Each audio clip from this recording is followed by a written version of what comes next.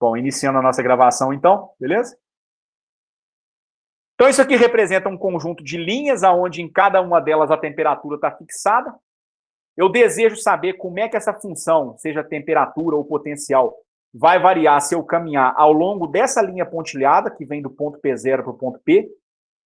E, como eu sempre preciso na física de um ponto, de um referencial para marcar as posições dos meus pontos, vou colocar meu referencial nessa posição aqui, marcar o ponto P0 com um vetor R0 e marcar esse ponto XYZ com um outro vetor R. Então, isso aí, em essência, representa a discussão que a gente fez na última aula. O Kevin tinha chamado a minha atenção no final da última aula sobre um detalhe que até me passou despercebido na hora que eu fiz a figura, mas que faz sentido. Para designar uma certa direção, nós podemos utilizar um vetor de módulo 1, que normalmente nós chamamos de vetor unitário. Eu realmente coloquei um vetor U apontando do ponto P0 para o ponto P, mas eu não chamei a atenção que esse vetor deveria ser um vetor unitário, tá certo? E ele deve ser um vetor unitário, sim. Então foi uma boa observação que o Kevin acabou fazendo, porque ficou parecendo que seria um vetor de módulo qualquer. E, na verdade, não. Na verdade, tem que ser um vetor de módulo unitário. Então, tem um vetor aqui que eu vou chamar de U-chapéu e não U-flecha, como eu tinha colocado, certo? Que aponta essa direção do que vem em linha reta do ponto P0 para o ponto P. E aí, a gente quis determinar a derivada direcional ao longo dessa linha específica que vem de P0 para P. Eu chamei essa linha de S. Então, S é linha na direção P0P, ou seja, na direção do segmento P0P, que nasce em P0 e vem para P.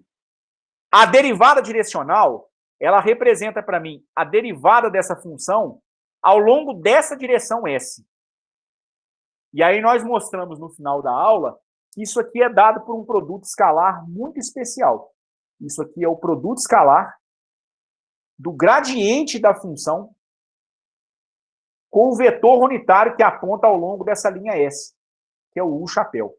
Então, esse U-chapéu aqui, que antes eu tinha usado como U-flecha, na verdade, deve ser um vetor unitário. É um vetor unitário ao longo da linha em que eu desejo a variação. Então, ao longo da linha que eu chamei simbolicamente de S. Tá certo? Então, isso para nós é a definição de derivada direcional. Ela mostra para nós o comportamento de um campo escalar em uma certa direção do espaço. E ela depende do gradiente dessa função e de um vetor unitário que aponta ao longo dessa direção. Com base nisso, vamos fazer um exemplo.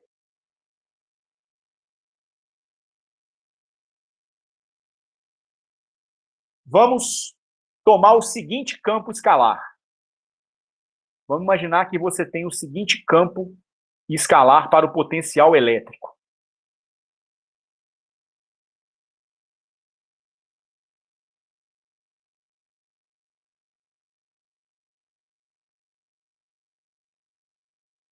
É um potencial numa superfície.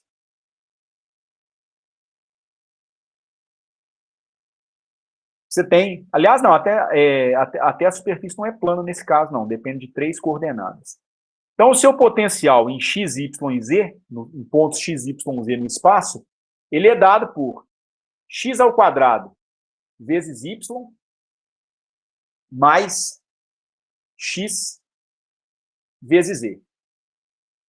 Eu quero encontrar a derivada direcional num ponto específico. É para nós encontrarmos a derivada direcional nesse ponto aqui. Um ponto que tem coordenadas 1 para x, 2 para y, menos 1 para z. Na direção desse vetor aqui.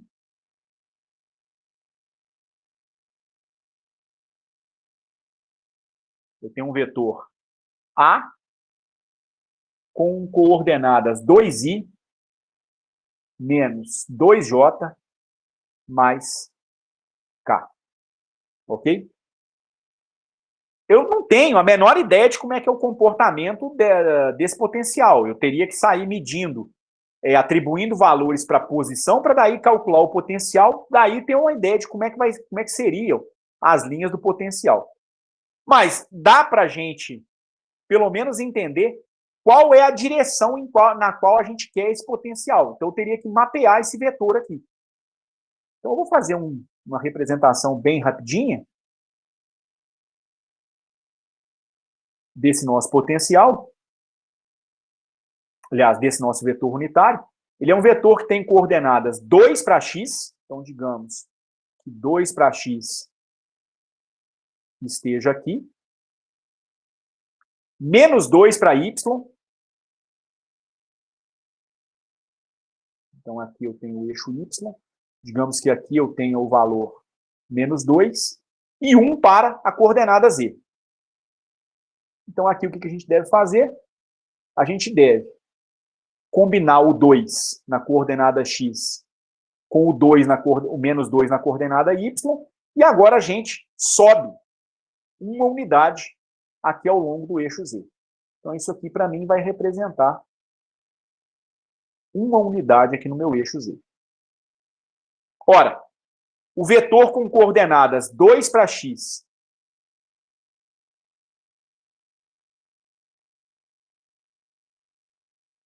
menos 2 para y e 1 para z, ele é um vetor que vai apontar da origem para esse ponto aqui. Esse ponto é que tem coordenadas 2 para x, menos 2 para y e 1 para z. Então, você vai traçar um vetor que vem da origem até esse ponto aqui. Como eu disse, eu não tenho a menor ideia, até porque eu não fiz o desenho da curva, né? Eu não tenho a menor ideia de como é que vai ser o comportamento desse potencial. Mas eu quero entender como é que esse potencial varia ao longo dessa direção e desse sentido. É uma derivada ao longo dessa direção. Então, essa direção aqui, para mim, é que vai ser a direção que, na dedução genérica que eu fiz, seria a direção S. É ao longo dessa linha que eu quero a derivada direcional. Bem tranquilo de ser feito, mas conceitualmente é importante entender o que a gente está fazendo. A gente viu, deduzimos no final da aula passada, né, que a derivada direcional ao longo de uma certa direção S, ela é dada pelo produto do gradiente da função, produto escalar do gradiente da função, com o vetor unitário que aponta ao longo da direção que você deseja. O seu campo escalar depende de x, y e z. E ele é dado por x2 vezes y mais x vezes z.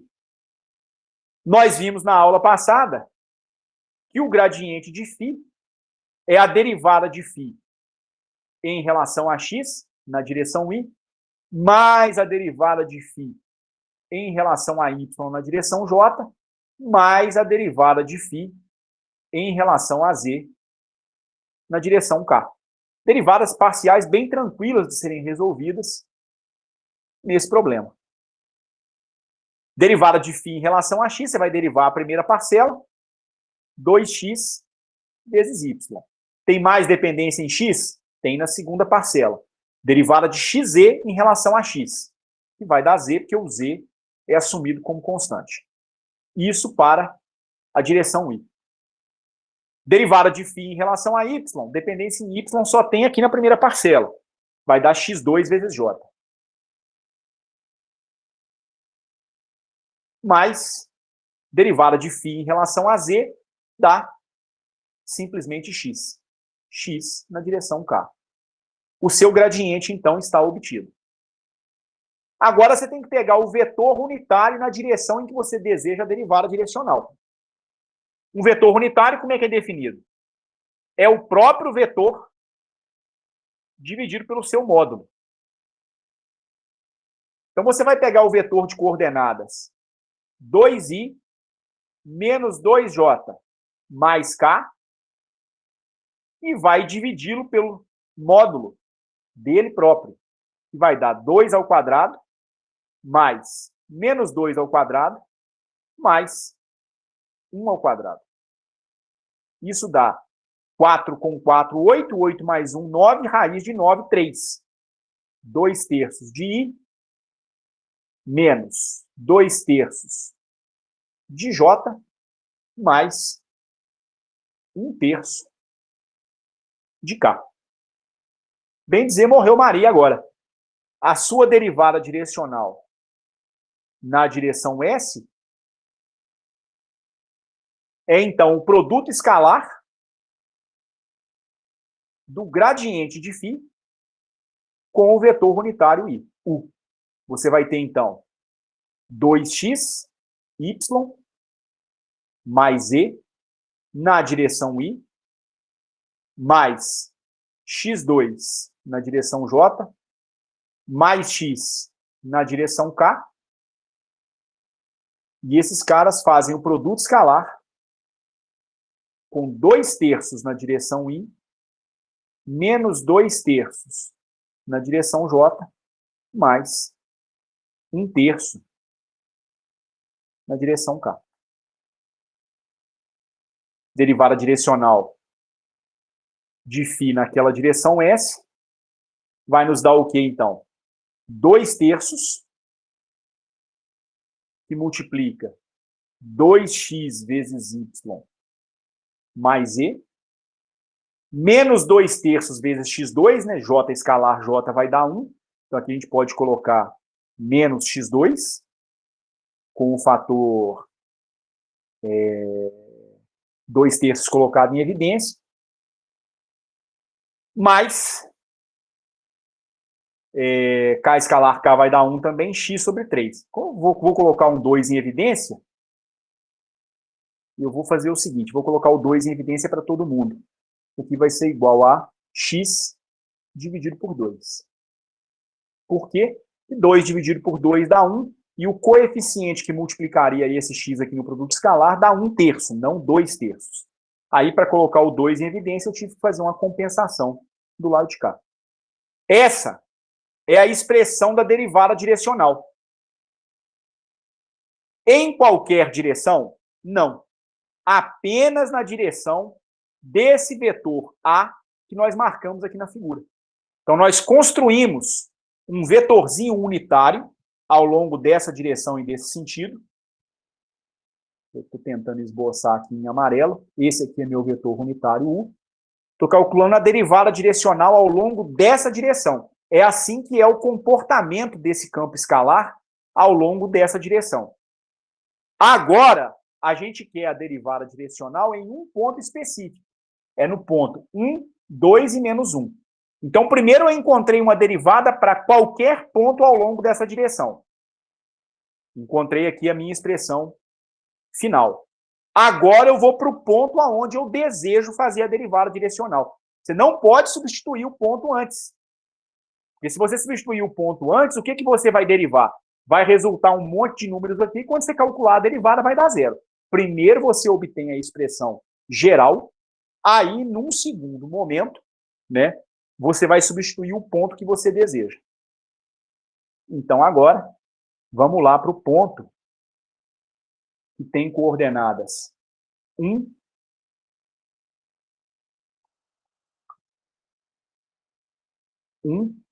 2 e menos 1. Aí a gente tem a derivada de φ em relação a S, que vai nos dar 2 terços de quanto? Agora é substituir valores. 2 vezes o valor x, que no caso é 1, vezes o valor y, que é 2. Mais o valor z, que é menos 1. Menos x ao quadrado, ou seja, menos 1 elevado ao quadrado, mais 1 sobre 2. Isso vai dar 2 terços vezes 4, menos 1, 3, 3 menos 1, 2, 2 mais meio, 2,5 ou 5 meios. 2 simplifica-se com 2, 5 terços. Supondo que isso aqui é uma derivada de potencial elétrico e que o S representa um determinado comprimento, essa derivada direcional seria medida em volts por metro.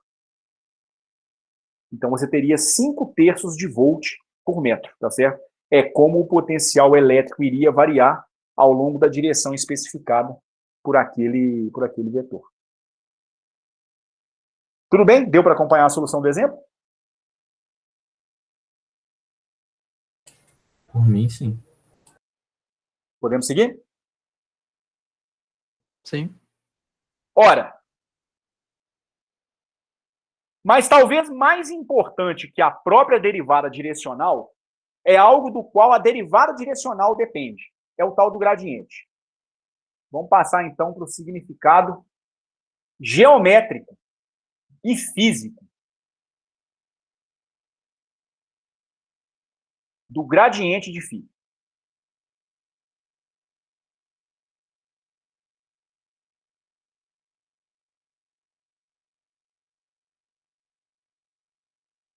Ora, vejam só.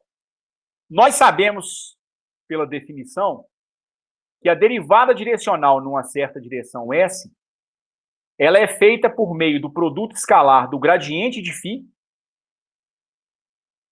com um vetor unitário que aponta na direção que nós desejamos. Nenhuma surpresa até aí. Ora, o que nós sabemos da definição de produto escalar? Já desde os tempos muito antigos, de fundamentos de mecânica, de Gaal, a gente sabe que o produto escalar entre dois vetores A e B, ele depende do módulo de A, do módulo do primeiro vetor, do módulo do segundo vetor e do cosseno do ângulo entre eles. Se eu usar essa definição, isso aqui me daria, então, o módulo do meu vetor gradiente vezes o módulo do meu vetor unitário vezes o cosseno do ângulo entre esses dois vetores. É sabido que esse vetor unitário ele tem módulo 1. Vamos imaginar, então, a seguinte situação. Vamos imaginar que eu tenho um esboço gráfico dessa minha função φ e eu pego um pedaço dessa curva do φ. Digamos que ao longo de todos esses pontos aqui, ou seja, ao longo de toda a curva,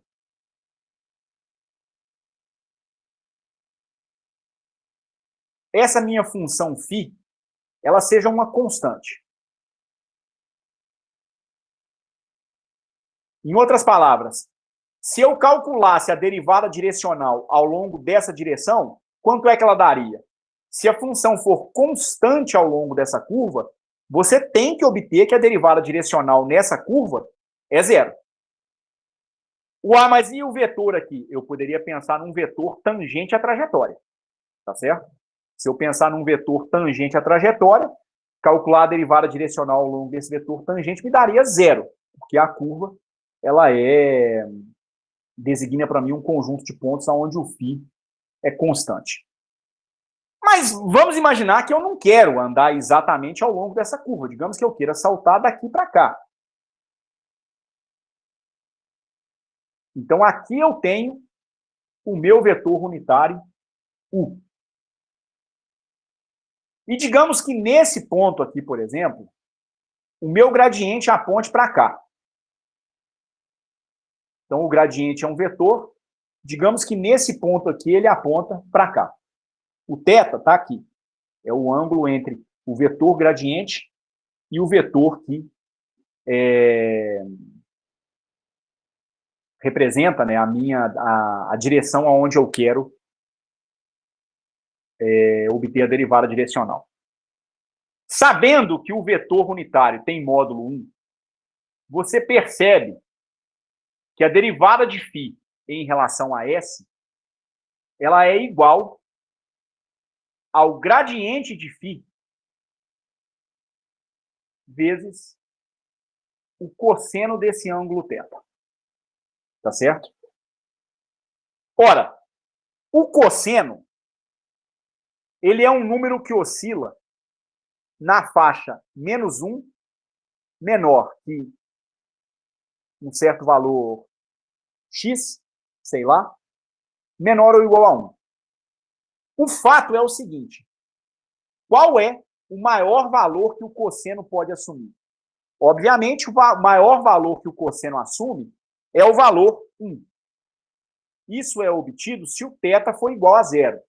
Então, se o θ for igual a 0, você tem que cosseno de θ tem o seu valor máximo, cosseno de θ é igual a 1. Nesse caso, você vai ter, nesse ponto, o máximo valor da derivada direcional. É quando o gradiente está alinhado com o seu vetor unitário. Em outras palavras, o gradiente ele vai apontar na direção aonde a derivada direcional é máxima. É isso que é o significado do gradiente no final das contas.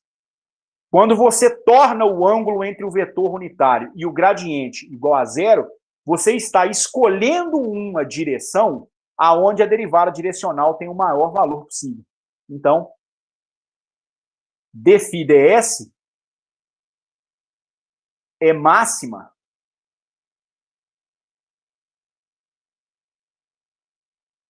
se o seu vetor gradiente e u forem paralelos, ou seja, ele aponta na direção aonde o dφ ds é máximo. Então é isso que é o gradiente. O gradiente, ele é um vetor cujo módulo aponta a máxima derivada direcional da sua função. A maior variação que a sua função vai possuir é na direção do gradiente e ela é na direção, e ela tem um módulo igual ao módulo do gradiente. Então, dφ ds é máximo se os caras forem paralelos, né? Então, dφ ds é máxima em que situação? Se o u for paralelo ao gradiente de φ. Ou seja, se nós caminharmos na direção do gradiente. Se você pega a sua curva de linhas potenciais, de linhas de temperatura, e se você caminha na direção para onde o gradiente aponta, fatalmente você está obtendo a direção de máxima derivada direcional.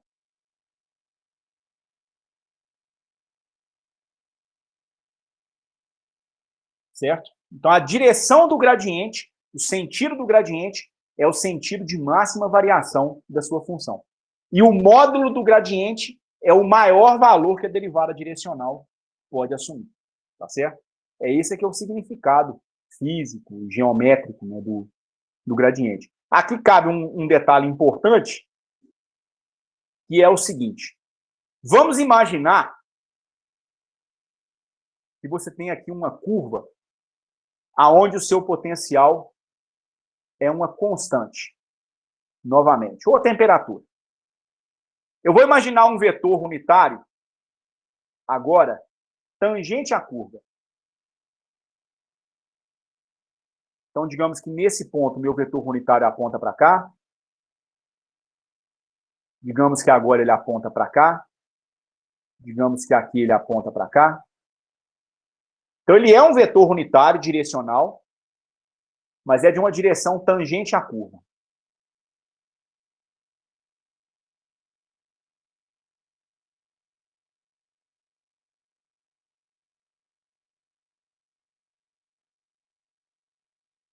Ok?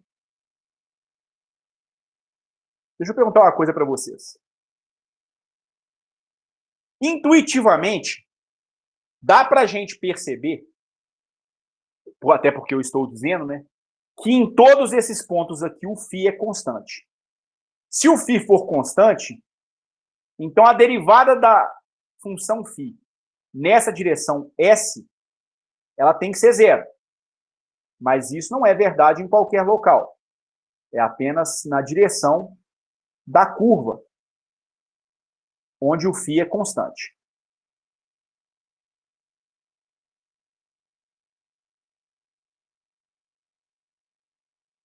Ora, a derivada direcional na direção S, ela é o produto escalar do seu vetor gradiente com o vetor unitário que representa a direção ao longo da qual você quer caminhar. Você está andando ao longo de uma direção onde você está afirmando que a função não varia. Função não variou, função constante, a derivada ao longo daquela direção tem que valer zero. Então, zero é igual ao gradiente de φ vezes o seu vetor unitário, u. Então, você tem um produto escalar que está dando zero. O que isso significa para mim? Isso tem um significado muito importante. Há uma consequência geométrica muito importante desse fato. Vamos abrir esse produto escalar. Isso vai dar o módulo do gradiente vezes o módulo do seu vetor unitário vezes o cosseno do ângulo entre eles.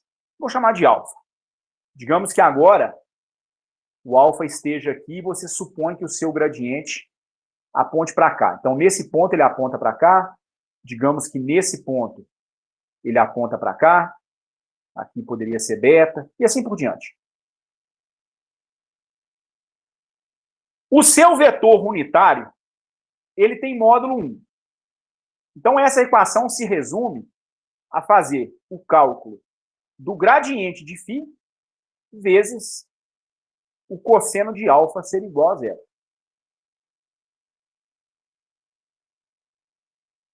Quais são as possíveis soluções para essa equação? É um produto de duas quantidades e esse produto dá zero. Ora, isso só é possível se o módulo do gradiente for zero.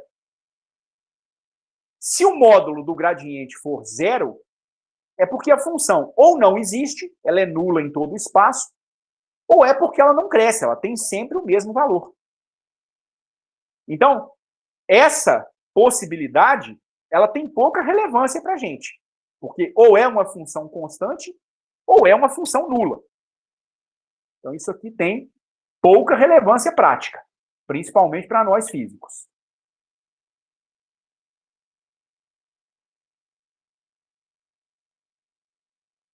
Sendo assim, a outra possibilidade é que o cosseno de alfa seja zero. Nós estamos falando, então, que o cosseno do ângulo entre o gradiente e o vetor unitário, ele tem que ser igual a zero.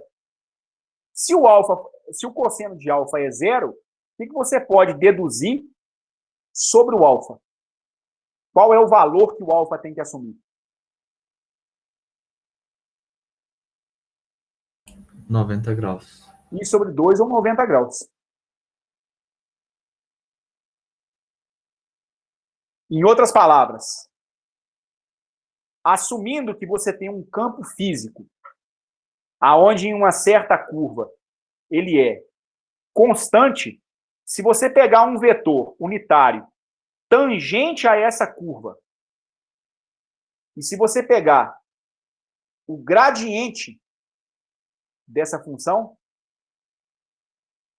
o ângulo entre o gradiente e o vetor unitário fatalmente vai ter que ser de 90 graus. Em outras palavras, o gradiente ele é sempre perpendicular a curvas de potenciais constantes. As curvas de potencial constante. Potencial, temperatura, o campo escalar que for. Ele sempre tem que fazer 90 graus com as curvas de potencial constante. Tá certo? É uma das propriedades mais importantes que o gradiente possui. Vamos fazer um outro exemplo.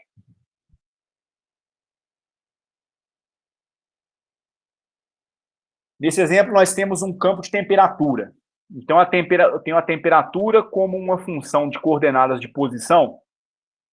Essa temperatura depende de x, y e z, e ela é dada por x2 menos y2 mais x vezes y vezes z mais 273.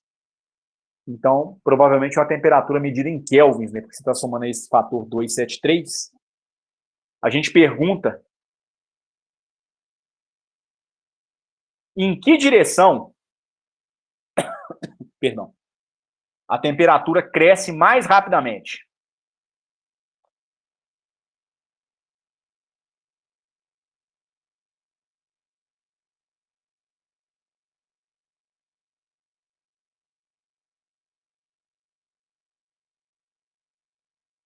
E em que taxa?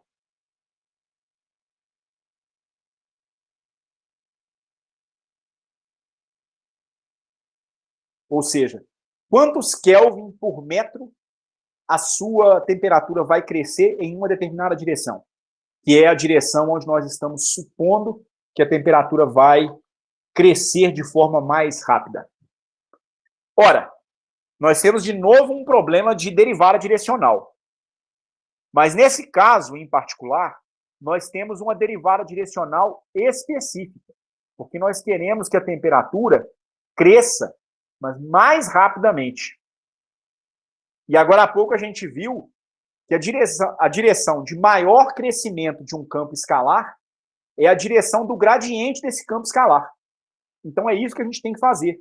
Nós temos que pegar e, primeiramente, calcular o gradiente da função temperatura. Então vamos obter o gradiente da nossa função temperatura. Por que o gradiente? Porque é um vetor que aponta na direção de máximo crescimento da função. Isso é verdade sempre.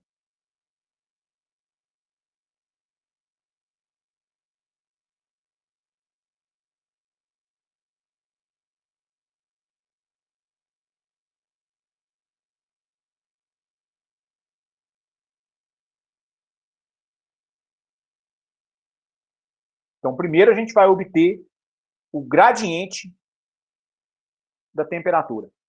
Ora, isso é a derivada da temperatura em relação a x na direção y, mais derivada da temperatura em relação a y na direção j, mais a derivada da temperatura em relação a z na direção k. Basta calcular esse conjunto de três derivadas parciais. Então, o gradiente da minha temperatura vai dar o quê? Derivada de t em relação a x. Essa parcela depende de x, 2x. Esse termo depende de x, y e z são tratados como constantes. Menos y vezes z. Na direção y. Não tem mais nenhuma dependência em x. Passemos para a dependência em y. Então, mais x2 não depende de y, mas y2 depende. Sua derivada vai dar menos 2y. XYZ derivada em relação a y, x vezes z. O 273 dança porque é uma constante. Mais a derivada em relação a z, que é simplesmente x vezes y na direção k. Esse é o seu vetor gradiente. Ali na primeira derivada do x, em relação a x, não é mais, não? Porque lá você tem mais x e yz. É, tá certo. Obrigado. Então, 2x mais y vezes v, obrigado, Kevin. Depois, menos 2y mais x vezes z. Mais x vezes y, que é a derivada em k. Perfeitamente. Ok? Ora, esse é o gradiente. Qual é a direção em que a temperatura vai crescer mais? É a direção do gradiente. Como é que você define a direção do gradiente? O ideal, nesse caso, é você imaginar um vetor unitário que aponta na direção do gradiente.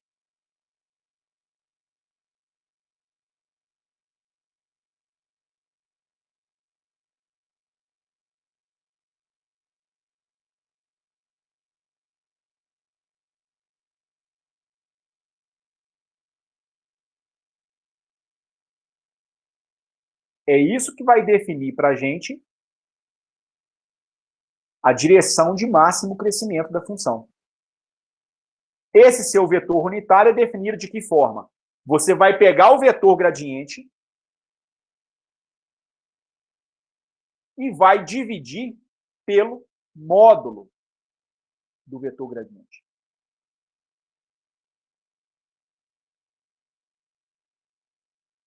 Você pode, inclusive, até eventualmente escolher um ponto. Eu acho que no enunciado não há menção a nenhum ponto, não. Ok? Mas basicamente é isso, né? Isso dá 2x mais y vezes z na direção i, mais menos 2y mais x vezes z na direção j, mais x vezes y na direção k. Sobre módulo do vetor gradiente. Raiz quadrada da soma dos quadrados das suas componentes. Então, agora vem 2x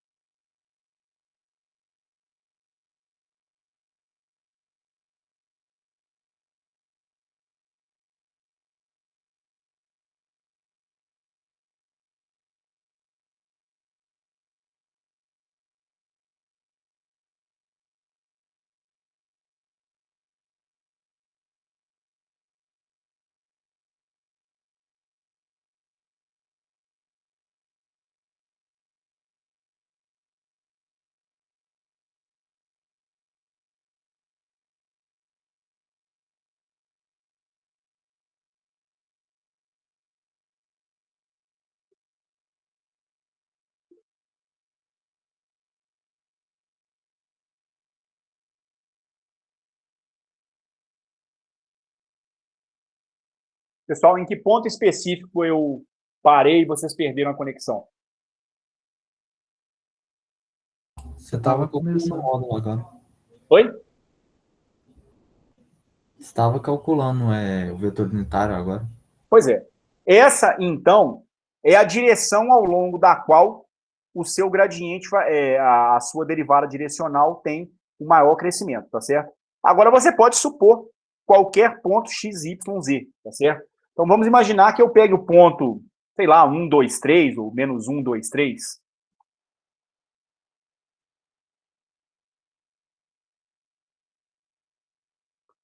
Então, para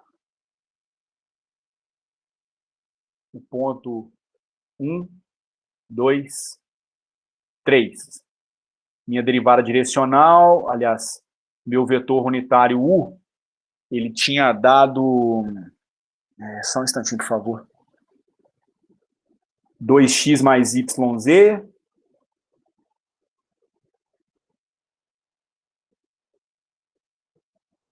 na direção I, menos 2y mais xz, então mais menos 2y mais x vezes z na direção J, mais x vezes y na direção K. Tudo isso dividido por raiz quadrada de 2x mais yz ao quadrado, mais menos 2y mais x vezes z elevado ao quadrado, mais x2 vezes y2, que é x vezes y elevado ao quadrado. Se você quer o vetor unitário que passa por esse ponto aqui, vai substituir as coordenadas. Você vai ficar com o quê? Ir direto ao ponto. 2 vezes 3, 6. Com 2, 8. Então, 8 na direção I. Mais. Vai dar até menos, né? Menos 2 vezes 2, 4. Menos 4, né? 1 vezes 3 dá 3, então dá menos J. XY vai dar 1 vezes 2, mais 2 na direção K. Oi, Dividir. Oi. esse ponto você escolheu arbitrariamente?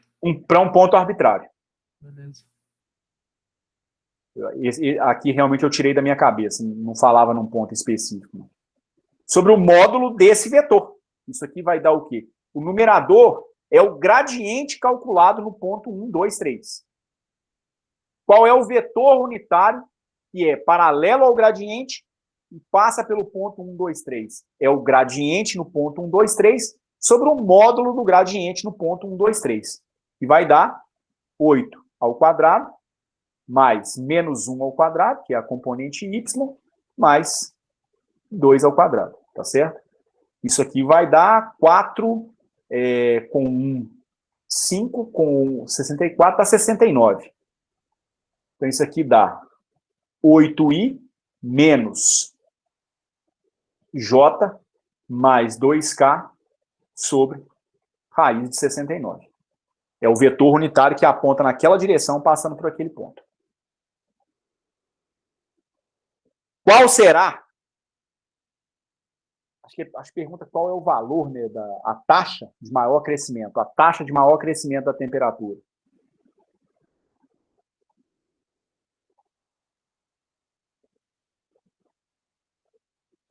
Qual que é a taxa mais acentuada? A taxa mais acentuada é aquela que vai acontecer na direção do gradiente. Então, a mais acentuada, a mais forte, ocorre na direção do gradiente.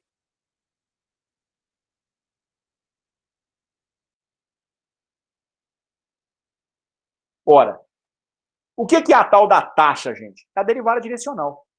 É a variação da temperatura com o deslocamento que você está fazendo em uma determinada curva. Você sabe que a derivada da temperatura ao longo de uma certa direção S é o produto escalar do gradiente com o vetor unitário ao longo da direção que você deseja. Mas no caso específico, se eu quero a taxa mais forte, a mais acentuada, eu quero aquela que acontece na direção do gradiente.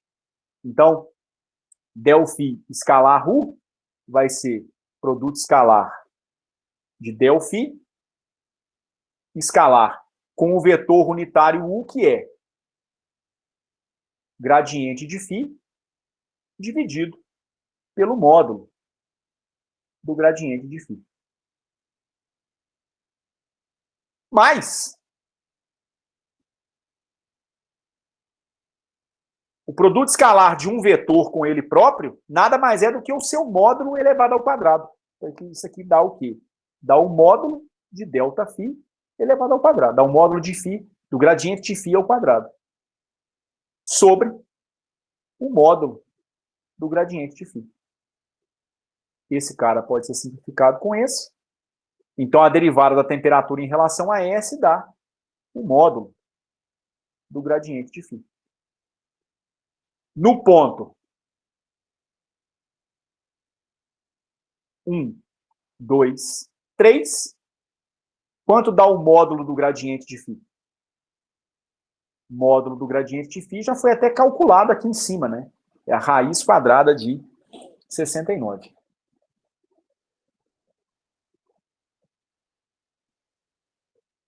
Ok? Então, com isso, a derivada da temperatura em relação a S na direção de maior crescimento é a raiz de 69 kelvins por metro. Porque é temperatura por deslocamento, por unidade de comprimento, né? Então, nessa direção em que a temperatura sofre o maior crescimento, você tem que a temperatura vai crescer nessa taxa. A cada metro deslocado, vai dar em torno de 8,4, 8,5 kelvins de crescimento da temperatura. Ok? Isso termina, então, a solução desse exemplo. Nós já falamos aqui a respeito da questão da perpendicularidade do gradiente em relação às superfícies que são potenciais. Acho que a gente pode dar sequência e passar para um outro assunto. Ok? Uma outra coisa que é bastante importante é a seguinte. O que será que acontece quando você calcula a integral de um campo gradiente? Especificamente, não uma integral qualquer. Vamos calcular uma integral de linha de um campo gradiente.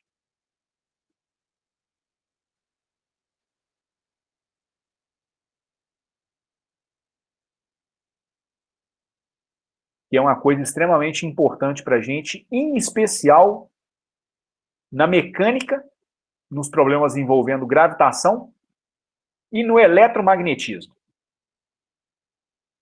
Quanto dá a integral de linha de um campo gradiente?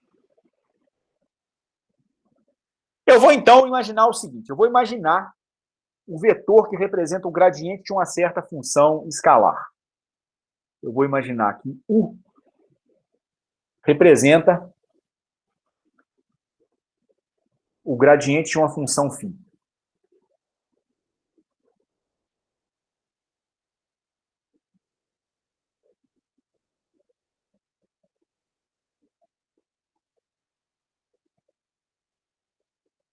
U, então, é igual ao gradiente de φ, e em coordenadas cartesianas isso seria o quê? Derivada de φ em relação a x na direção y, mais derivada de φ em relação a y na direção j, mais a derivada de φ em relação a z na direção k. Certo? Então é uma coisa, um vetor que pode ser um vetor tridimensional. Eu vou imaginar uma certa linha no espaço, uma curva, tá certo? Representada por uma linha no espaço. Eu vou pegar um pequeno gomo, um pequeno pedacinho dessa minha linha. Então eu vou imaginar um segmento de arco que eu vou chamar de ds. Isso aqui, então, é um elemento de curva. Um elemento de um certo caminho,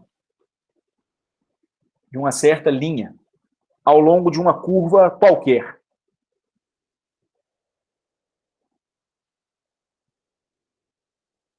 Eu vou chamar de C. E eu vou fazer o seguinte. Eu vou integrar esse meu campo U ao longo dessa linha. Então, nós integramos U ao longo dessa linha.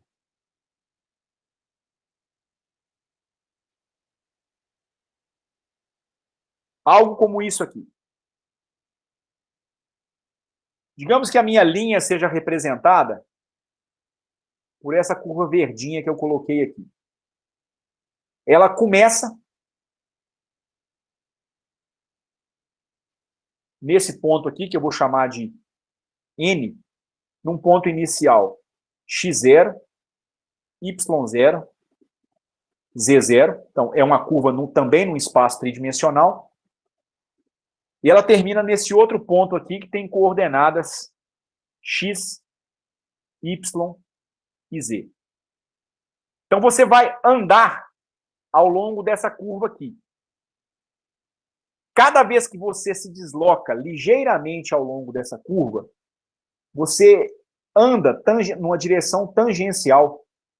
Então, você anda ao longo de um certo vetor ds. É o elemento de caminho que eu estou mencionando. Então, nesse ponto, o seu ds aponta para cá. Nesse ponto, ele é tangente à curva, ele aponta para cá. Nesse ponto, ele aponta para cá. Nesse outro ponto aqui, ele aponta para cá. e assim por diante. Então, em cada local ao longo dessa curva, eu poderia definir um determinado vetor ds. E aí, em cada ponto desses, eu tenho para onde esse meu vetor gradiente está apontando. Então, digamos que nesse ponto aqui, meu vetor gradiente aponta para cá. Digamos que aqui ele aponte para cá. Ele não tem que apontar ao longo da mesma direção, não. Digamos que aqui ele aponta para cá. Digamos que aqui ele aponta para cá. E assim por diante. Nós estamos interessados em obter a integral das componentes do gradiente ao longo da curva. Em outras palavras, você vai pegar o vetor que representa teu gradiente e você vai decompô-lo. Vai haver uma componente que é tangencial à curva, que eu vou chamar de UT, e uma componente que é perpendicular à curva, que eu vou chamar de U perpendicular. O meu interesse é trabalhar com as componentes tangenciais. Tá certo? A integral que eu vou realizar não é uma integral qualquer, porque ela vai envolver o produto escalar do vetor gradiente, no caso, o meu vetor Runner, não precisa ser o gradiente, pode ser um vetor qualquer. No caso, ele está representando um gradiente, tá certo? Com o vetor tangente à curva. Então, a integral que eu vou calcular é essa aqui.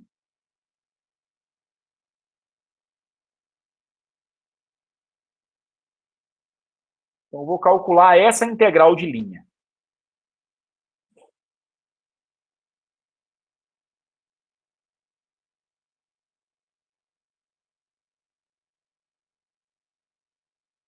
Por que integral de linha? Quem talvez saiu com a base mais deficiente lá do cálculo 3, ou talvez não se lembre, né, o porquê desse nome, é porque ela é uma integral que vai ser realizada com um vetor em cima de uma linha. Basicamente por isso. E a integral tem esse nome de integral de linha.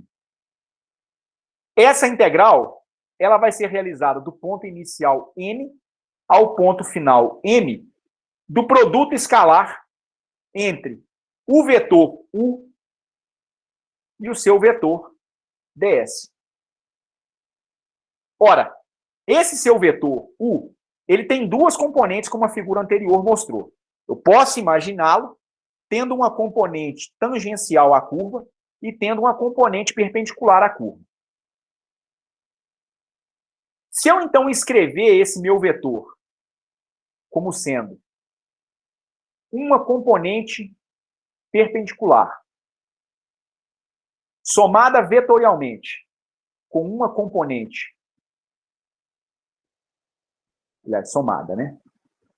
Com uma componente tangencial,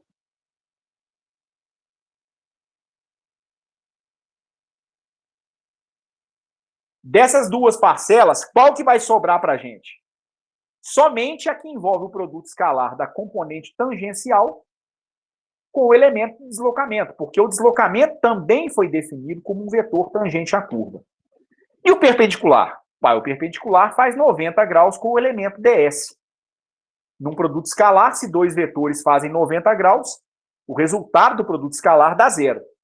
Então, de uma certa maneira, essa integral ela vai filtrar as componentes do seu vetor. Só vai sobrar as componentes que são tangenciais à curva. Aquelas que forem perpendiculares à curva vão dar um produto escalar igual a zero e elas vão ser eliminadas no final das contas, tá certo? Mas importa o seguinte, no nosso caso,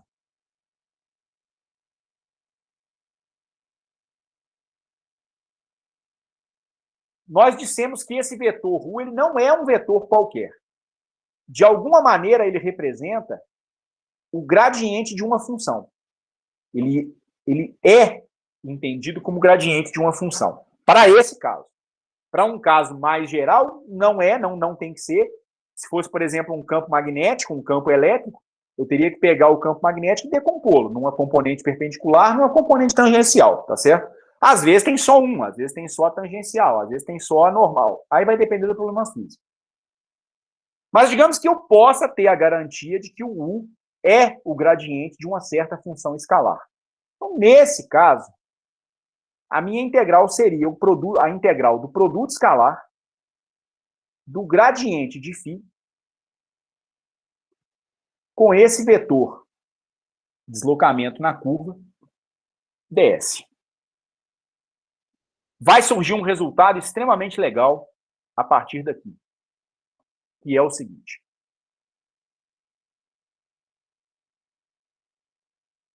O que é o seu gradiente? É a derivada de φ em relação a x na direção y, mais a derivada de φ em relação a y na direção j, mais a derivada de φ em relação a z na direção k. Isso aqui vai fazer um produto escalar com o seu elemento ds. Eu sei lá que porra de ds que é esse. Não tenho a menor ideia. Mas esse ds, ele poderia ser escrito como um dx na direção y, mais um dy na direção j, mais um dz na direção k. Ok? E agora você realiza o produto escalar. Isso aqui vai ser igual à integral feita do ponto N ao ponto N, de que, ao fazer o produto escalar, isso aqui dá derivada parcial de φ em relação a x multiplicada pelo deslocamento na direção x. Porque i escalar i dá 1. I escalar j dá 0, i escalar k dá 0. O mesmo vai acontecer nas outras parcelas. Aí aqui sobra a derivada parcial de φ em relação a y na direção y, mais a derivada parcial de φ em relação a z vezes o deslocamento dz. Sobrou um conjunto de 3 integrais.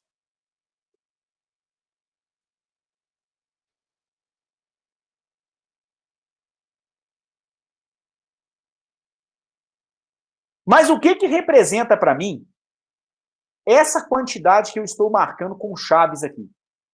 Derivada parcial de φ em relação a x, vezes o deslocamento x, mais a derivada parcial de φ em relação a y, vezes o deslocamento y, mais a derivada parcial de φ em relação a z, vezes o deslocamento z. Isso aqui representa o que para mim? Diferencial total? É a variação total ou diferencial total no campo φ. Isso é o dφ. Então, isso é a minha variação total ou diferencial total em φ. Ué, e daí? Daí que a gente chega num resultado excepcional.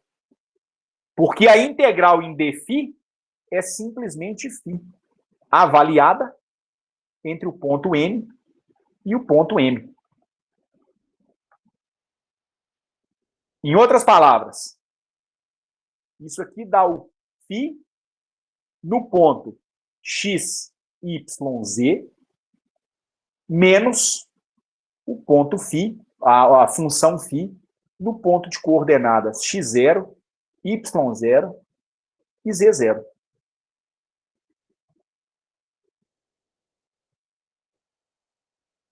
Esse resultado é sensacional. Porque ele está querendo dizer para nós o seguinte: não importa, no final das contas, quem é o gradiente da sua função φ. Se você pode expressar a sua função na forma de um gradiente, se você pode expressá-la na forma de um gradiente, isso significa que a integral desse campo gradiente ao longo dessa curva depende apenas de dois valores. Depende da função avaliada no ponto inicial e do ponto avaliado no ponto, e da função avaliada no ponto final. Não importa sequer o caminho que foi seguido. Nós chegamos nesse resultado chutando uma curva qualquer. O Vitor Augusto poderia ter feito o deslocamento segundo essa curva aqui. O Paulo poderia ter feito o deslocamento ao longo dessa curva aqui. Zé Luiz poderia ter optado por ter feito o deslocamento ao longo dessa curva. Ingrid poderia ter feito o deslocamento ao longo dessa curva. Nós não mencionamos a equação da curva. Tracei uma curva qualquer, vocês poderiam traçar a curva que vocês bem entendessem. E o que esse resultado está mostrando para mim é que para as funções que podem ser expressas na forma de um gradiente, você tem um resultado universal. A integral de linha do gradiente dessa função dá sempre função no ponto final menos a função no ponto inicial. Então, esse é um comentário que vale a pena ser ressaltado. Esse resultado é universal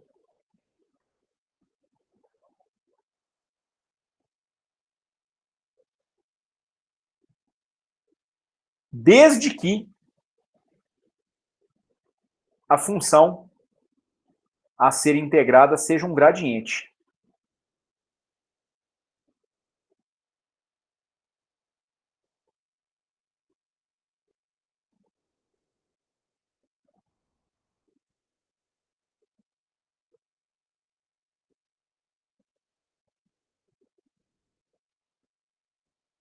O valor da integral depende apenas da função, no ponto final e no ponto inicial. Não depende da trajetória. Então, o valor da integral entre os dois pontos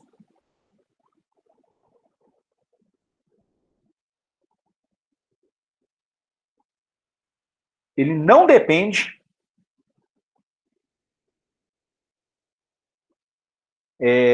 do caminho percorrido.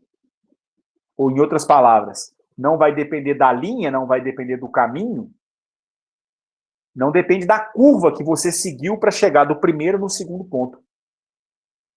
Ele depende apenas dos dois pontos, inicial e final.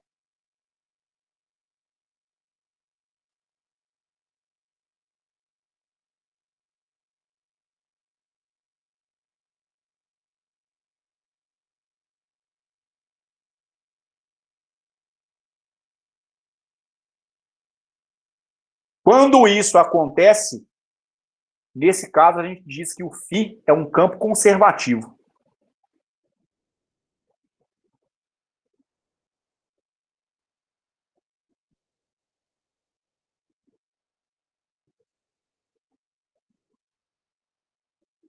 Claro que pode ficar a pergunta que nós ainda não sabemos responder. Pelo menos eu acredito que nem todos saibam responder.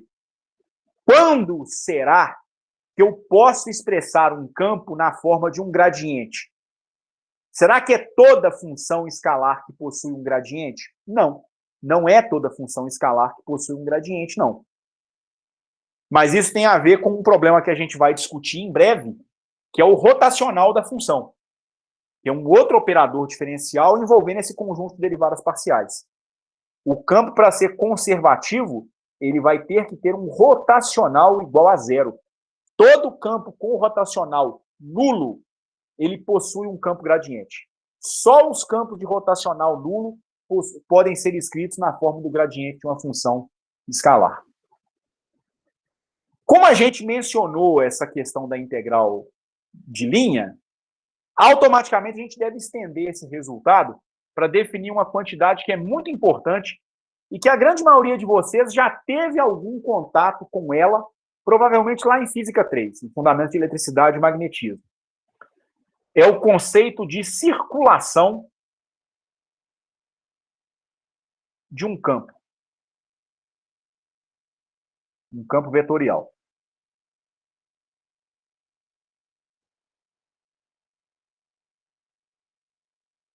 O que circulação tem a ver com a noção de integral de linha que nós estamos discutindo? Tem tudo a ver.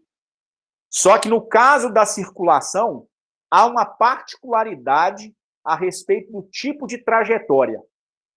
A trajetória para definir a circulação de um campo vetorial, ela tem que ser uma trajetória fechada. Ela tem que começar e terminar no mesmo ponto. Então, nós definimos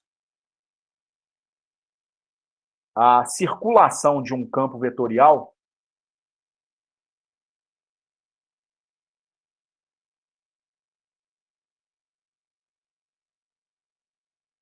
ao longo de um caminho fechado. Essa é talvez geometricamente a coisa mais importante. Se a linha for aberta, não dá para definir circulação. Então aqui, por exemplo, a linha começou nesse ponto, terminou nesse ponto aqui. É linha aberta. Aqui não dá para definir circulação. Mas se o caminho for um caminho fechado, como que eu vou colocar na sequência? Vou chamar esse caminho de D. Ela é definida da seguinte maneira.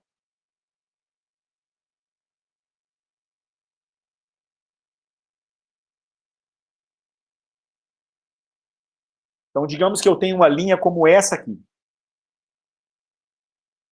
Fechada. Ela vai ser percorrida nessa direção e nesse sentido. Sentido horário mesmo. Digamos que eu tenha um vetor U, que nesse ponto aponta para cá. Digamos que nesse ponto ele aponta para cá. Digamos que aqui ele aponta para cá. E assim por diante.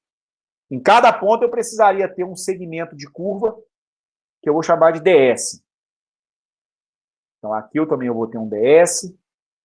Aqui eu vou ter um DS também. Os DS, os elementos de curva, eles são sempre tangentes às curvas. A integral de circulação desse campo é uma integral de linha. Mas a gente costuma utilizar aquele símbolo do anelzinho para indicar que a curva em que você está realizando a integral é uma curva fechada. Então, é um caso particular da integral de linha realizada numa curva fechada. Isso aqui, então, vai ser a integral de U escalar ds.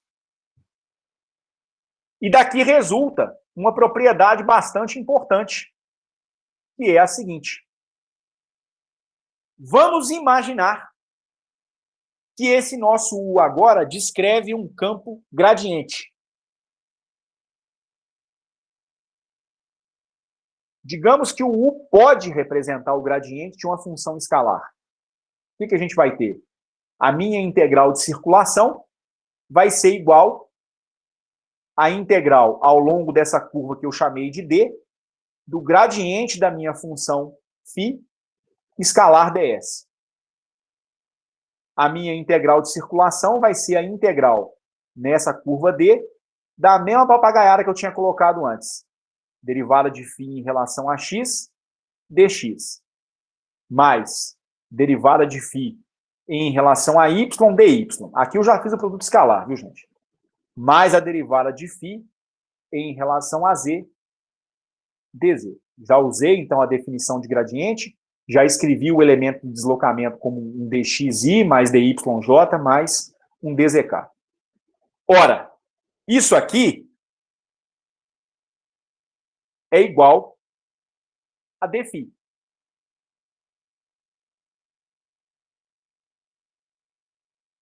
Acontece que se você descreveu uma curva fechada, você saiu dessa curva de um ponto M, retornou, descreveu toda a curva e voltou para o ponto M.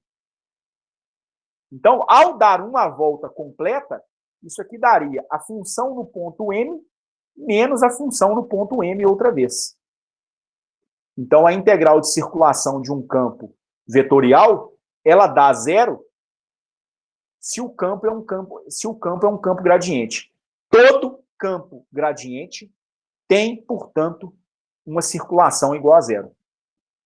Então, se U igual ao gradiente de φ. Todo campo gradiente possui circulação igual a zero.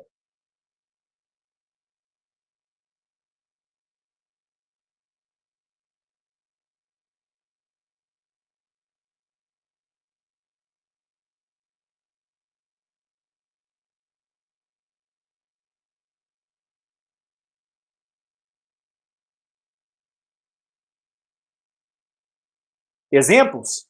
Temos exemplos aos montes até.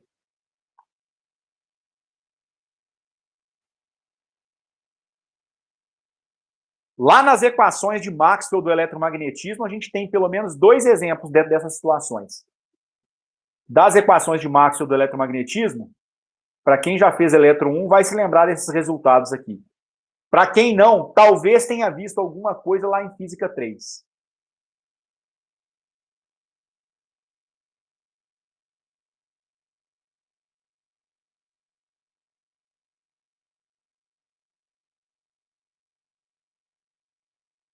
Uma das equações de Maxwell do eletromagnetismo diz respeito a uma integral de linha do campo elétrico. Para situações eletrostáticas, ou seja, com cargas em repouso,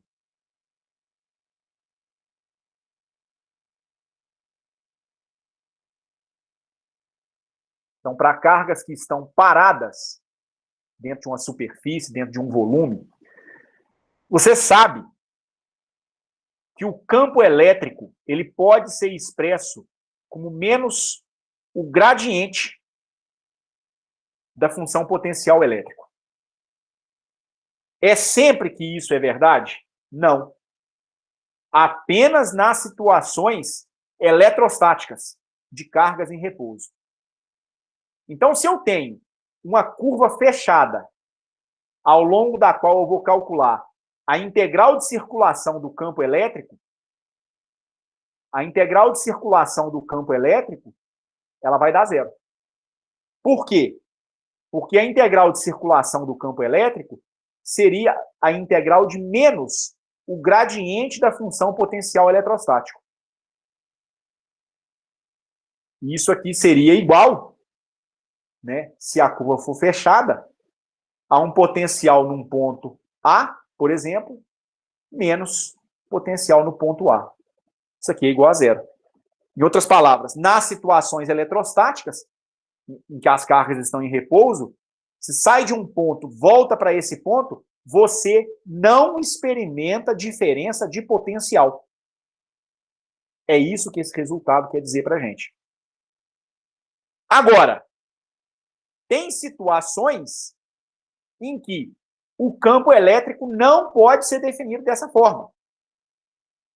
Quando você vai tomar, por exemplo, a lei de Faraday do eletromagnetismo, na lei de Faraday do eletromagnetismo, você pode dar uma volta completa numa linha fechada, e se o campo elétrico for variável com o tempo, você dá uma volta completa e você experimenta uma diferença de potencial. Só que não é uma diferença de potencial eletrostática. Vem de uma força eletromotriz induzida pelo fato do campo magnético ser variável com o tempo. Nesse caso, na situação magnetostática, aliás, na situação em que tem magnetismo no meio, porque as cargas estão em movimento, com cargas em movimento, o campo elétrico não pode ser escrito como gradiente de uma função potencial. Ele é o gradiente de uma função potencial, mas tem uma espécie de um termo de correção, tem um termo adicional. Isso aí vocês vão ver com mais detalhes lá em Eletro 1. Eu não vou entrar em detalhes nisso, não. Ok? Mas tem uma outra integral de circulação interessante para a gente. É aquela que envolve as situações magnetostáticas.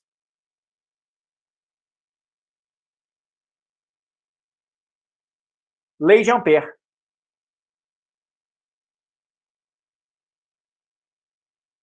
A lei de Ampère do magnetismo. A integral de circulação do campo magnético ao longo de uma linha fechada é igual a μ0 vezes a corrente envolvida por aquilo que a gente chama de linha amperiana.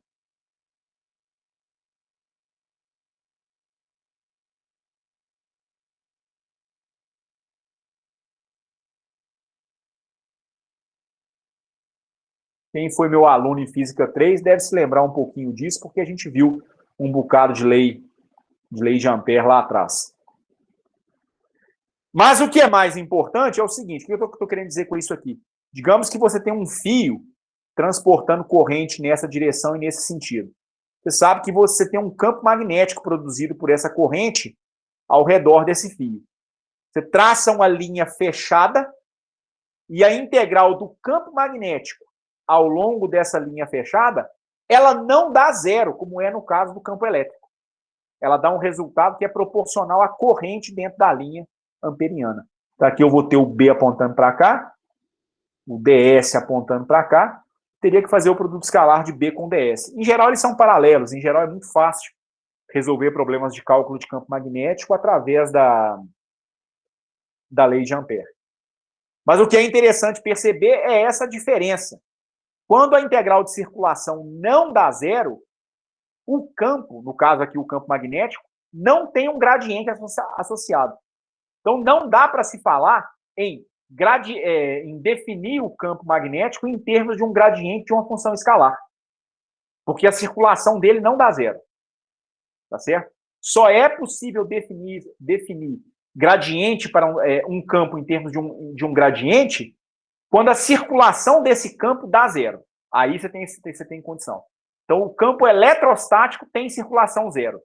Dá para escrevê-lo na forma de um gradiente. O campo magnetostático não tem a integral de circulação igual a zero. Ele não pode ser colocado na forma de um gradiente. Tá certo? Isso aí tem muito a ver com o chamado Teorema de Stokes. Tá certo? Que deve ser visto por nós, creio que na semana que vem. Ok? Mas isso esgota essa solução, pelo menos até esse momento. Não vou falar de Teorema de Stokes hoje, não. Devo falar do Teorema de Stokes na semana que vem, até para que a gente possa também, né, encerrar essa discussão sobre campos vetoriais e começar nosso próximo capítulo. Tá bom? Até aqui vocês têm alguma pergunta? Alguma coisa que eu falei que não ficou claro? Alguma coisa que ocorreu em vocês aí?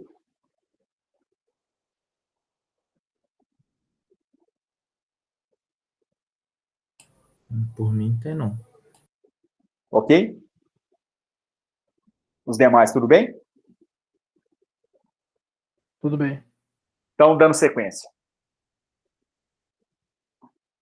Uma coisa que é importante é a seguinte. Eu apresentei a expressão do gradiente para vocês em coordenadas cartesianas. Como é que eu faria para escrever o gradiente em coordenadas polares ou cilíndricas? E, claro, posteriormente esféricas. Todo mundo se lembra de imediato qual é a expressão do gradiente em coordenadas polares? Ou sabe como é que essa conversão é feita?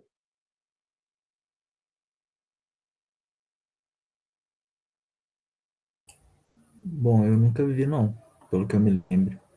Mas... Bom, vamos lá então.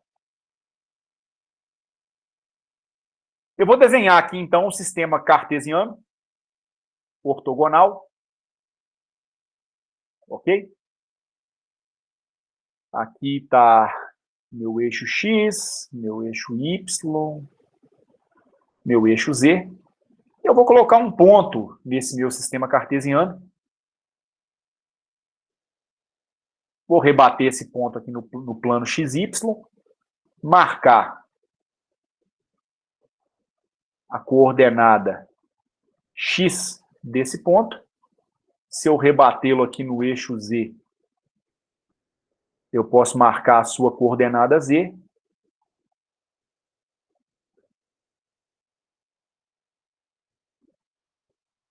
E aqui, esticando um pouquinho essa linha, aqui eu teria a coordenada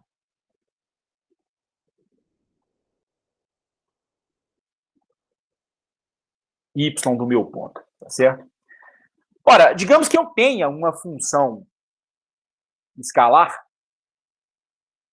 que depende desse conjunto de coordenadas e eu quero escrever o gradiente dessa função. Vou chamar essa função agora de f, tá certo? Então, o gradiente dessa minha função f seria derivada parcial de f em relação a x na direção y, mais derivada parcial de f em relação a y na direção j, mais a derivada parcial de f em relação a z na direção k. Essa seria a expressão do gradiente em coordenadas cartesianas.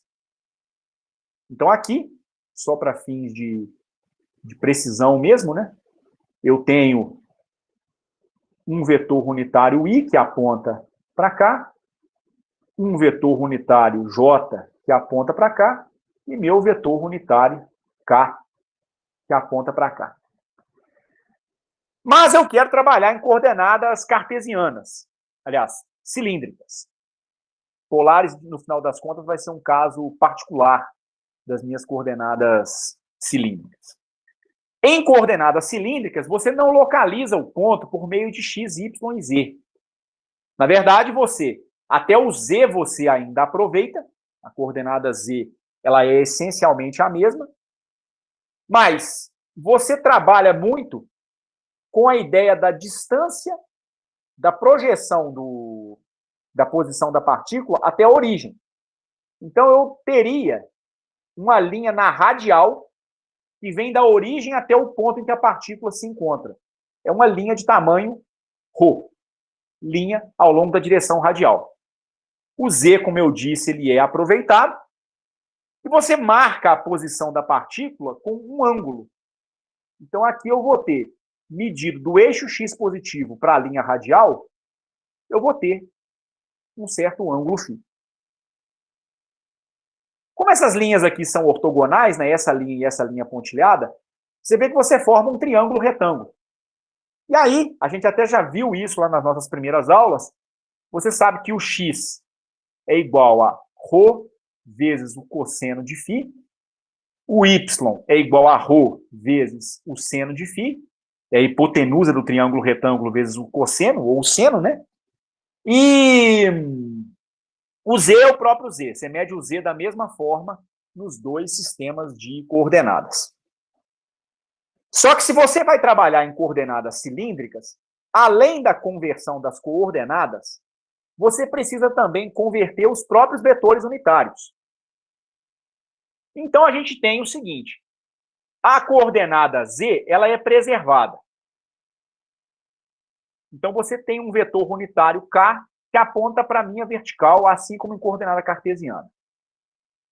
Mas uma das distâncias que você mede agora é ao longo dessa linha radial.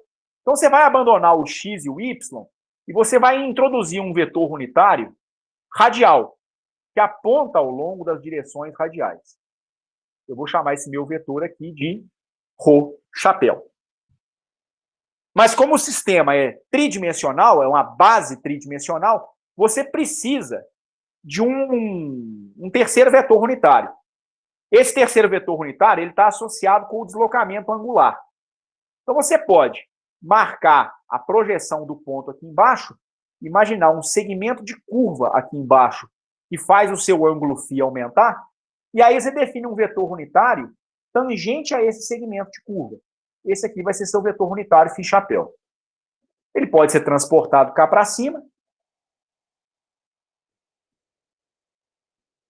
E aí você tem a base cilíndrica com os vetores ρ chapéu, φ chapéu e k chapéu. Entre esses caras todos aqui, você vai ter ângulos de 90 graus. Seu gradiente está expresso em coordenadas cilíndricas, aliás, cartesianas, certo? Mas os vetores unitários ainda não. Eu acho que nós já fizemos isso nas primeiras aulas. A gente já expressou quem são os vetores unitários de coordenadas cilíndricas em coordenadas cartesianas. Eu acho que a gente já viu o seguinte. O vetor unitário da radial, ele é igual a cosseno de φ na direção i mais seno de φ na direção j. O vetor unitário φ chapéu, ele é menos seno de φ na direção i mais cosseno de φ na direção j. E o k não é alterado. K é igual a K. A gente já obteve isso aqui já, não já? Na segunda aula, provavelmente. Já. Ora, isso aqui poderia ser colocado, só para a gente relembrar, na forma de uma matriz. Isso aqui me daria uma matriz com os vetores unitários polares, ρ, chapéu, φ, chapéu e K, chapéu. Você vai ter uma matriz com os coeficientes cossenos e senos. Isso aqui dá cosseno de φ, seno de φ e zero, multiplicando os vetores unitários, I, J e K. Então, a tua primeira linha é cosseno, seno e zero, porque cosseno φ vezes I dá o primeiro termo, seno φ vezes J dá o segundo termo, zero vezes K dá o terceiro termo. Aqui daria, então, zero vezes K. Mesmo procedimento você faz para a segunda linha e para a terceira linha. Então, aqui você vai ter menos seno de φ, aqui você vai ter cosseno de φ, aqui você vai ter zero. 0, 0 e 1. Nós vimos lá atrás que essa matriz aqui é uma matriz ortogonal.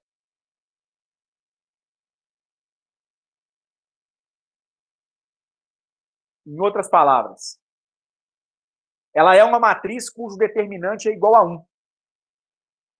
Em geral, matrizes com determinante igual a 1, que são, portanto, ortogonais, são matrizes cuja transposta é igual à sua própria inversa. Ou a inversa é igual à transposta.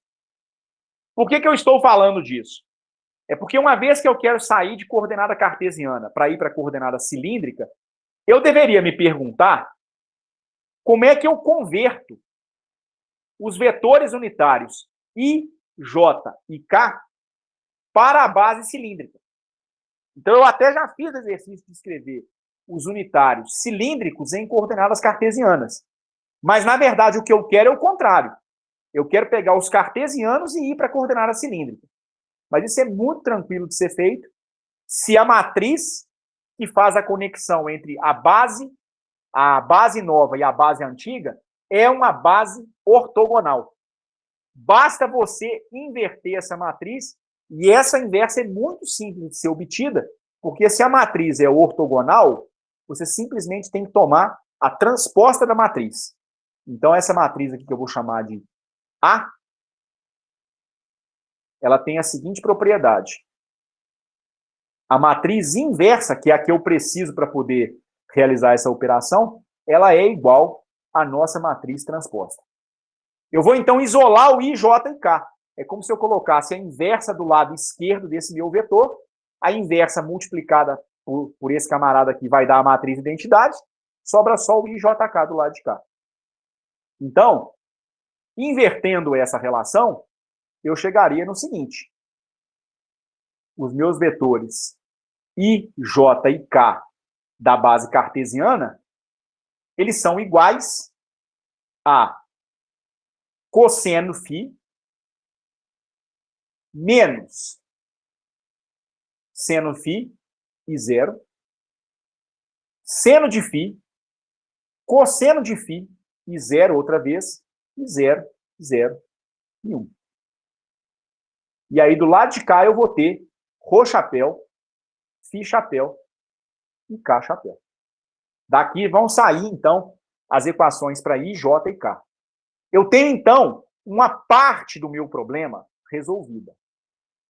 Nesse momento, eu sei como escrever os vetores unitários I, J e K em coordenadas cilíndricas. Basta pegar aquelas equações de transformação que eu escrevi ali embaixo agora. Só que agora, eu tenho que prestar atenção que o meu gradiente ele está expresso em coordenadas cartesianas. Como é que eu vou transformar essas derivadas aqui em relação a x, em relação a y e em relação a z em derivadas que dependam, que sejam feitas em relação às coordenadas da base cilíndrica? Então, essa é a pergunta que eu estou fazendo a partir de agora.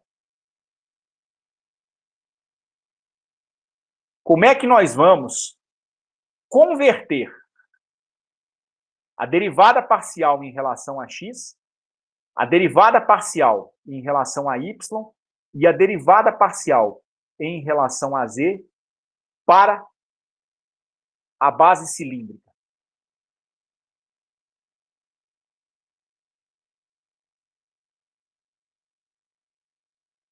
Você quer sair de x, y e z para chegar nas derivadas feitas em relação à distância radial, ao ângulo e à altura z. Ora, tem uma mudança de variáveis a ser feita ao longo do caminho. Se você deseja expressar a sua derivada, que é feita inicialmente em relação a x, em função de ρ, φ e z, você vai ter que pensar em aplicar a regra da cadeia. Só que você tem que tomar cuidado, porque é a regra da cadeia usada para uma função de várias variáveis. Então, você tem que calcular a derivada da sua função f em relação a x. É isso que aparece no seu gradiente. Seu gradiente tem inicialmente uma derivada de f em relação a x. Como você vai fazer isso? Da seguinte maneira. O seu f, ele depende inicialmente de x, y e z. Ele vai passar a ser dependente de ρ, φ e z. Então, você vai ter a derivada de f em relação a ρ. Porque a sua função f vai ter que ser reescrita em termos de ρ. Mas ρ depende de x. Então, isso multiplica a derivada de ρ em relação a x. Mais a derivada da função f em relação a φ vezes a derivada de φ em relação a x. Mais a derivada parcial de f em relação a z. Vezes. Aí entraria a derivada parcial de z em relação a x. Mas x é independente de z. Então, essa derivada parcial aqui, a gente vai ver que provavelmente ela vai acabar desaparecendo, tá certo? O z não depende de x. Mas o que eu estou fazendo aqui é usando a regra da cadeia. Só que a regra da cadeia é escrita para uma função de várias variáveis. Então, o que nós estamos fazendo aqui é usando a regra da cadeia.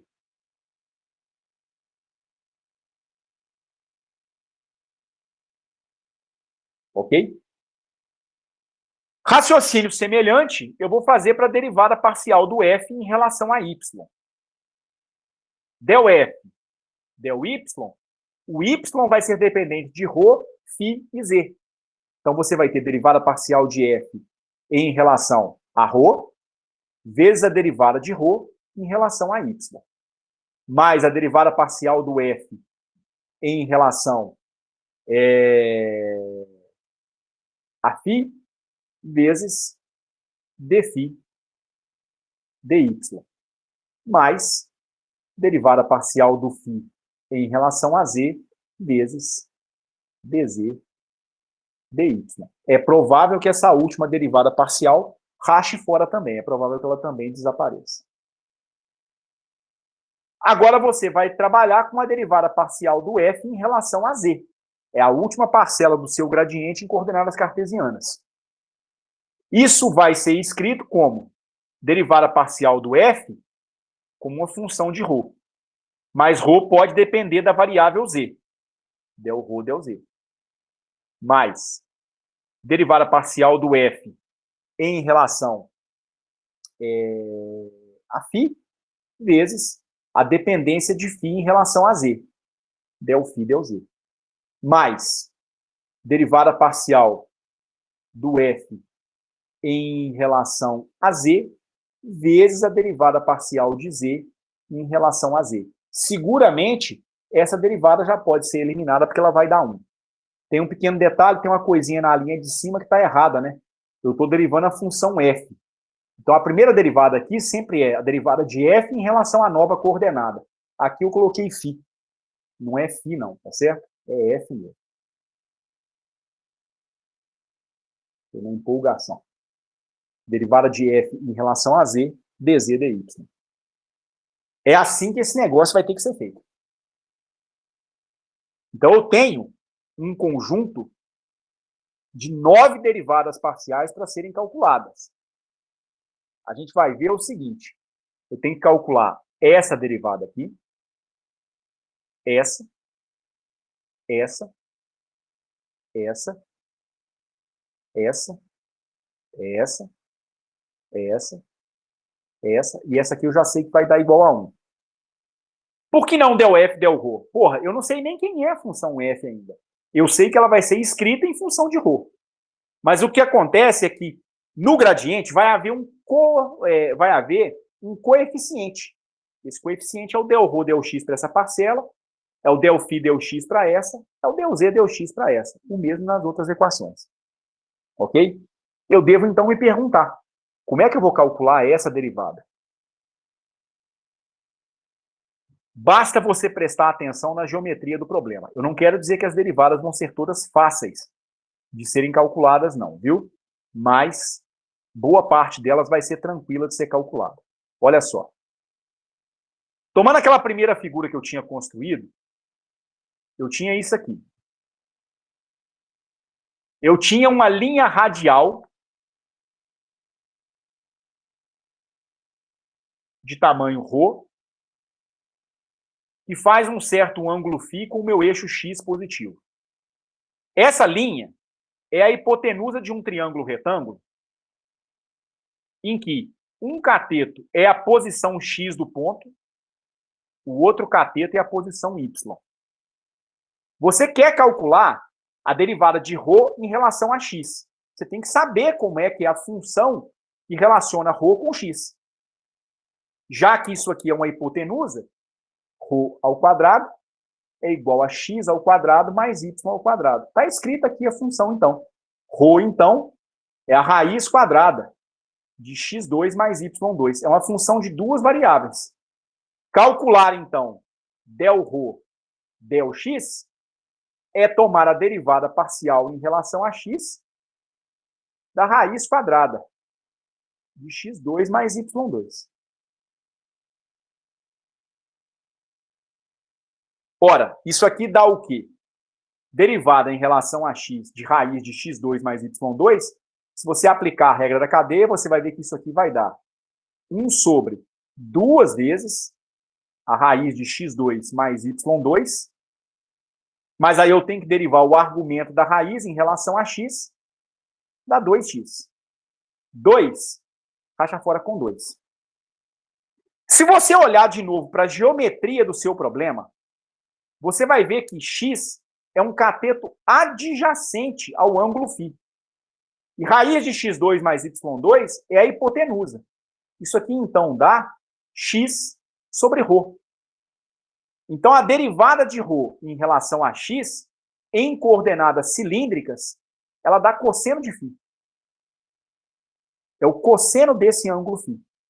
Então, essa sua primeira derivada aqui, o del ρ, del x, vai ser igual a cosseno de φ.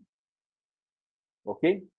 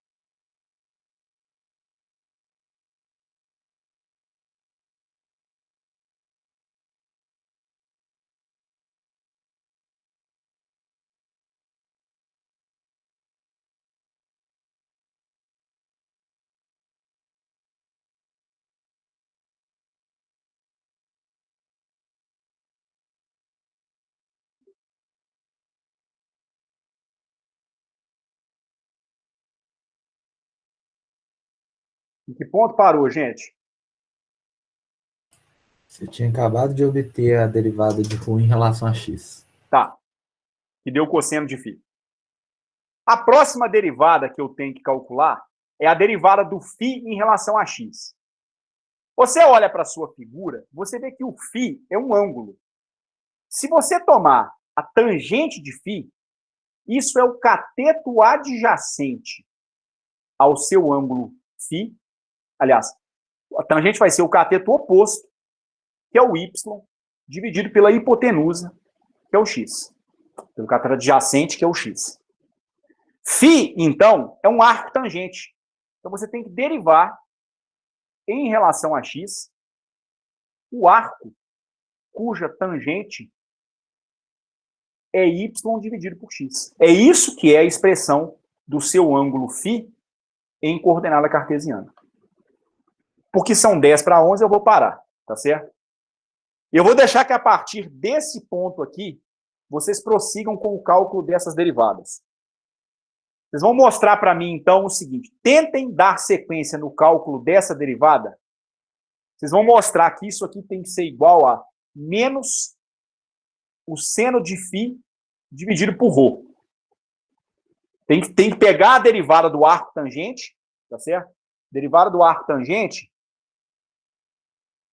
Derivada do arco tangente de x em relação a x, para quem não se lembrar.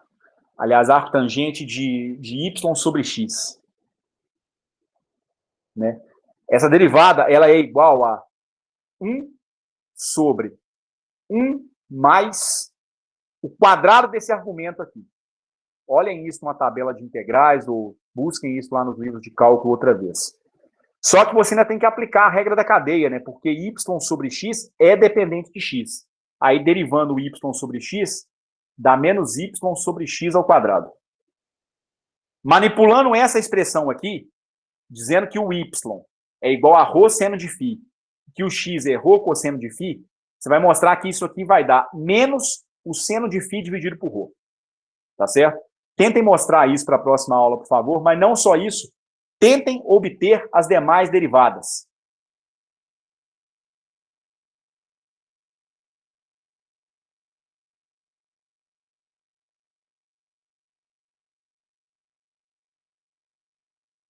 E aí, com isso, obtidas as outras derivadas, vocês vão chegar na expressão do gradiente no final das contas.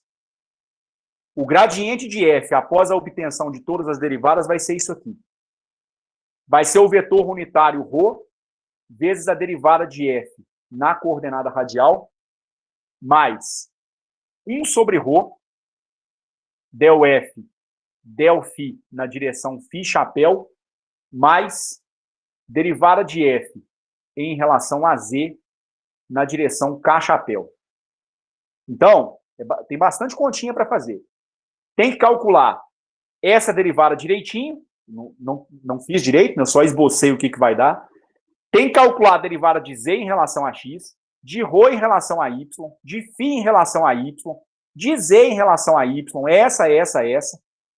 Depois vocês têm que pegar, voltar na expressão do gradiente, trocar as derivadas em relação a x, y e z e trocar os vetores unitários. E daí somar tudo. Então é muita conta algébrica que tem que ser feita agora. Tem que pegar os vetores unitários na base cartesiana escrita em coordenadas cilíndricas e a expressão das próprias derivadas. É assim que vocês vão escrever o gradiente no final das contas em coordenadas cilíndricas. Não é difícil, mas não vou dizer que não é trabalhoso, não. É trabalhoso sim, porque tem todas as substituições para serem feitas. Tem que substituir as derivadas e tem que substituir os vetores unitários também. Ok? Nesse momento, então, eu encerro a gravação. Por hoje tá bom. Mas tentem fazer isso para adiantar e a gente poder começar algo novo na próxima aula, inclusive aplicando esse gradiente em coordenadas cilíndricas. Correto. Pois não, Vitor? Você volta aí rapidinho no resultado final, só para me anotar ele aqui. Que a gente O resultado final é esse aqui. Esse aí. Valeu. A coordenada angular, como você pode perceber, ela é multiplicada pelo pela distância radial. Aqui, ó. Da del F, del Φ, 1 sobre ρ. Então é como se o ρ multiplicasse o φ. Que é um deslocamento, né? É um deslocamento ao longo da curva, né? Você tem um deslocamento radial, um deslocamento curvo, que é ρ vezes φ, e um deslocamento na altura, que é o z. Não, como eu disse, é trabalhoso chegar a esse resultado, mas não é difícil, não. Tem que voltar na expressão do gradiente em coordenadas cartesianas, trocar os vetores unitários cartesianos pelos vetores unitários cilíndricos, calcular todas as derivadas que faltam das coordenadas ρ, φ e z em relação a x, y e z, então dá um total de 9 derivadas, e substituir as derivadas lá também. Aí tem que sair juntando os resultados todos para separar a parte radial, a parte angular e a parte em z. Então é trabalhoso, mas não é difícil, não. Não tem nenhuma conta absurda que vocês vão fazer, não. Mas realmente é um pouquinho longo porque você tem que pegar e tem que agrupar todos os termos. Mas deu para ter uma noção geral do que vai ser feito? Deu sim. Sim. Sim? Os demais, tudo bem?